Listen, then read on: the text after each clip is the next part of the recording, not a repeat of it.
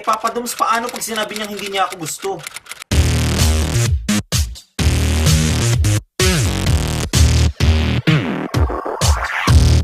Sawa ka na ba sa friendzone? Ikaw ba yung tipo ng lalaki na tumatahimik pag dumarating na si crush? Yung feeling na sobrang saya mo pag dumarating na siya, pero hanggang sa tingin ka lang. Puro pangarap, puro sana maging kami na ni crush, pero wala ka namang ginagawa. Simpleng tingin, simpleng ngiti, kamot sa ulo. Sabay nga.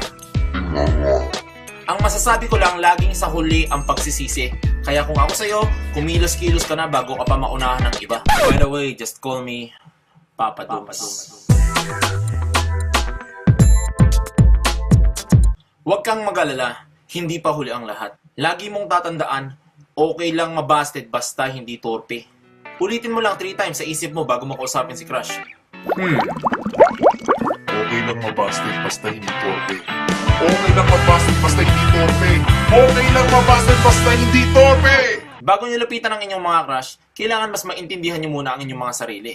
Ang tanong, bakit nagiging torpe ang mga lalaki? Number 1, kabado at walang self-confidence. Wala kang dapat ipagkabahala kung nagsasabi ka lang ng totoo. Be a man and take your chance. Kung mahal ka niya, good for you. If not, go for the next one, di ba? At kung sarado ang puso mo dahil nasaktan ka sa unang pagkakabigo, okay lang mabasted basta hindi torpe. Number 2, takot mabasted. Ang pangliligaw ay parang mathematics. Kung tawagin ay guess and check. Hindi mo malalaman ang sagot kung hindi mo susubukan. Huwag kang matatakot ma-reject. Malay mo, gusto ka rin pala ng crush mo. Kung hindi mo sasabihin, iba ka unahan na kita, di ba? Papa Doms. Number 3.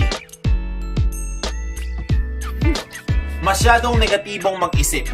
Huwag mong isiping hindi mo kaya. Ang tunay na lalaki, buo ang loob, may tiwala sa sarili at walang inuurungan. Ano ba, may umuubo sa likod. Isipin mo, kamukha mo si Daniel Padilla. Kasing talino mo si Miriam Defensor. At saka, kasing tikas mo si Papa Doms. Diba? Papa Doms, paano pag sinabi niyang hindi niya ako gusto? Simple lang yan. Ito lang sasabihin mo. Ito naman, binibiro lang kita, kumagat ka naman. Sabay, smile. Kapag nireject ka ng isang babae, ibig sabihin, hindi ka talaga niya type at hanggang sa friendzone ka lang. And dapat nire-respeto natin kung gusto tayo at hindi tayo gusto ng isang babae. Darating din yung panahon na makikita mo yung babaeng tama para sa'yo at mamahalin ka ng buo. Paano naman kung sinabi niyang may boyfriend na ako eh? If she starts talking about negative things, ibig sabihin may problema sila. And maybe, may chance na maalala ka niya pagdating ng panahon na wala na sila. Just play it cool and give her some advice. Gusto ng mga babae yung mga lalaki marunong mag-advise. Listen to her stories and know her better. Gusto ng mga babae yung mga lalaking good listeners. Kung mas madaldal ka sa mga babae, mata-turn off sila sa'yo.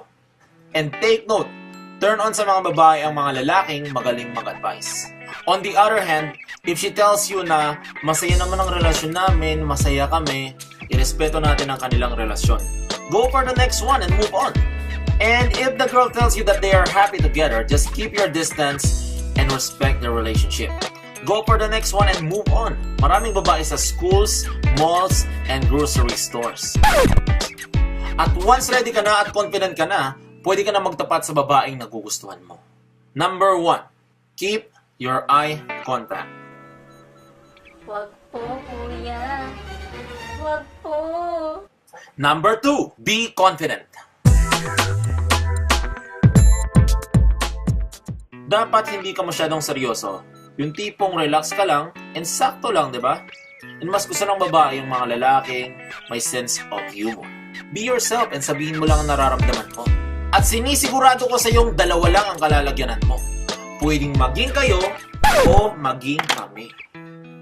Tara na. Siyempre, joke lang. Pero malay mo, di ba? Like I always say, mas mabuting magtapat ka ng iyong nararamdaman kaysa mawala siya ng wala kang kalaban-laban. Ang sakit mo. And for all of you guys out there, gusto kong maintindihan nyo na ang tunay na lalaki sa umpisa na babasted at dyan tayo tumitibay para maging isang ganap na lalaki. Tama. Lahat ng lalaki dumaan sa pagkabasted. Pwedeng napagdaanan ng tatay mo, ng lolo mo, ng kuya mo, ng mga kapitbahay mo. At oo, mga lalaki lang. Dahil ang tunay na lalaki ang gumagawa ng first move sa isang relasyon. I know and I understand that ladies first. Pero ikaw dapat ang una pagdating sa panliligaw. At ang kumontrang lalaki, single forever. Kailangan din nating maintindihan na karamihan sa mga babae ay very emotional. Kaya pagdating sa mga manliligaw nila, sinisigurado nilang seryoso ang mga sinasabi nila. Seryoso ang pangliligaw at hindi sila masasaktan. Kaya dapat pag nagtapat ka sa isang babae ng iyong nararamdaman, ipakita mo at sabihin mo nang galing sa iyong puso. And before I end this video, gusto ko lang sana kayong tanungin kung ano ba ang sa palagay nyo sa katanungan kay Papa Doms. Hi Papa Doms, may tanong sana ako. Ano ba hanap ng mga lalaki pagdating sa mga babae? Please post your comments below. And also, don't forget to like, share.